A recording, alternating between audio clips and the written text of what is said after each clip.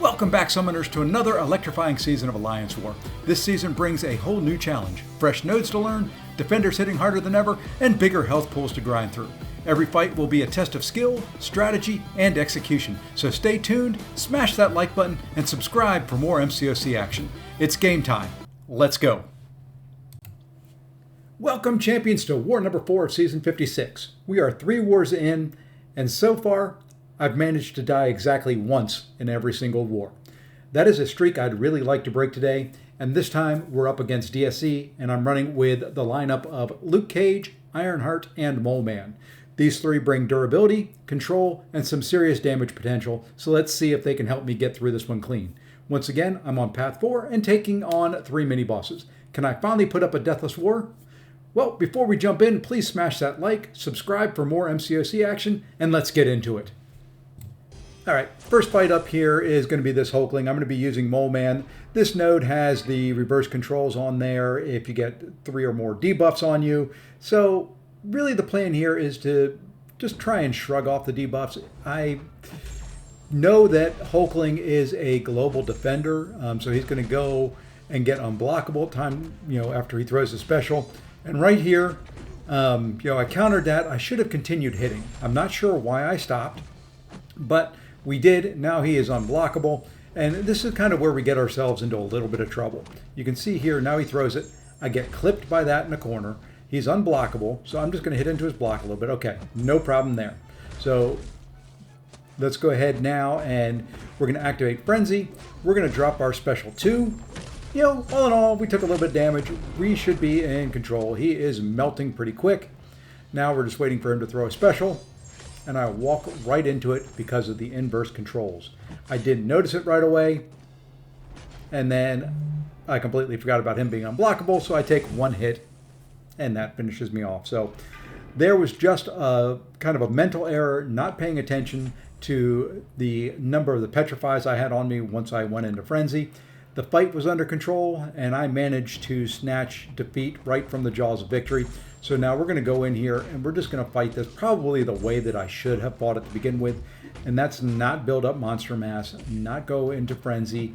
When he throws the specials, let Moleman just purify him. Works out very, very well. Probably how I'll fight the rest of the fights there this season. And well, that death, what it really did for me, other than just kind of keeping my streak alive of making sure I die in every war, is cost me some healing potions. So you can see here, we're going to top up. Unfortunately, it takes quite a few potions nowadays to heal these champions, especially at rank 3. And just because I didn't top up all the way, and I don't use them that often and don't rely on them, I'm going to throw on a 3-minute regen boost just to try and top up the rest of the way. Here, not too worried about this fight. I can parry his unblockable with Moleman and stand your ground, so not terribly concerned there. We do get a special 1 out of him, and now it's just a matter of hitting this guy. We're going to get into Frenzy here in just a second. We're going to let him hit us now. There we go. And now we're going to drop our special 2. We do have the little glancing node up there, but it doesn't really matter. You can see we finished full yellow bar and in about 30 seconds. And, a normal placement here for these next 2 fights is we've got Piggy. Moleman's going to handle this. What more can I say? It is not even funny how quickly he handles this node and this Spider Ham now. You can see here, we're 10 seconds in. We haven't thrown a special 1 yet. He's down to, about 70% health. Here's our special 1.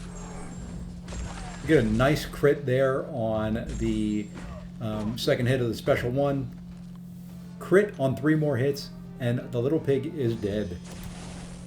And another fight we have taken many, many times is going to be Ironheart versus this Dust.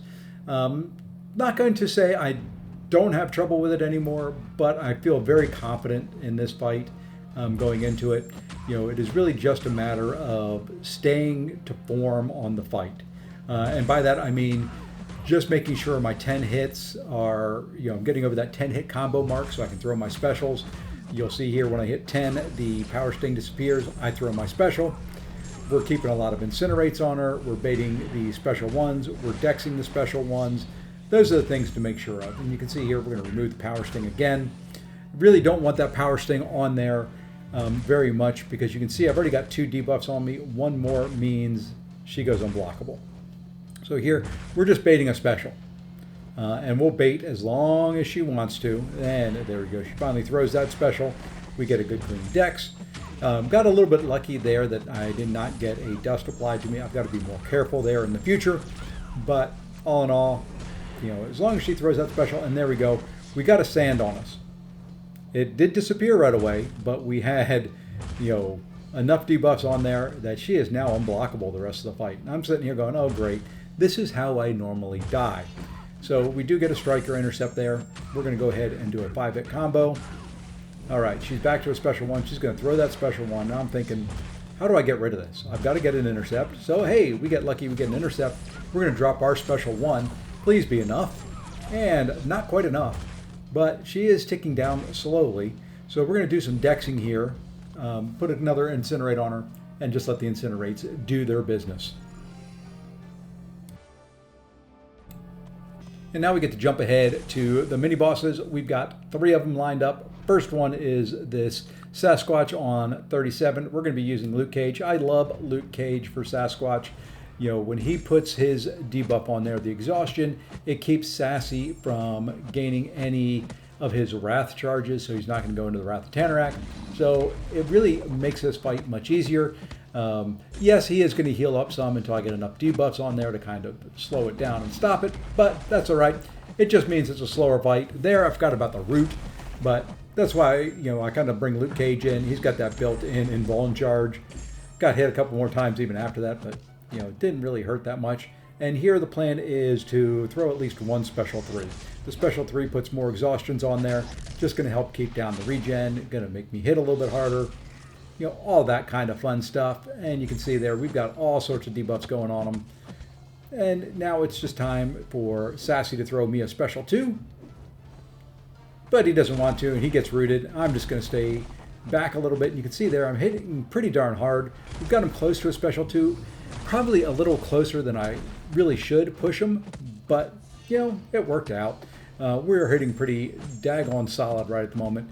And this Sassy is going down very, very quick. And now we're going to finish him off here with a 5-hit combo. Pretty easy Sasquatch fight on that node using Luke.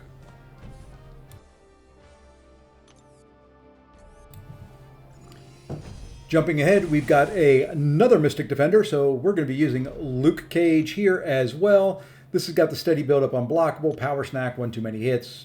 Once again, just kind of watching for the power sting, watching his power. That's kind of why I'm using Lukecage. Once I stack up enough exhaustions, when I do trigger anything that would cause a power gain, he's going to lose power.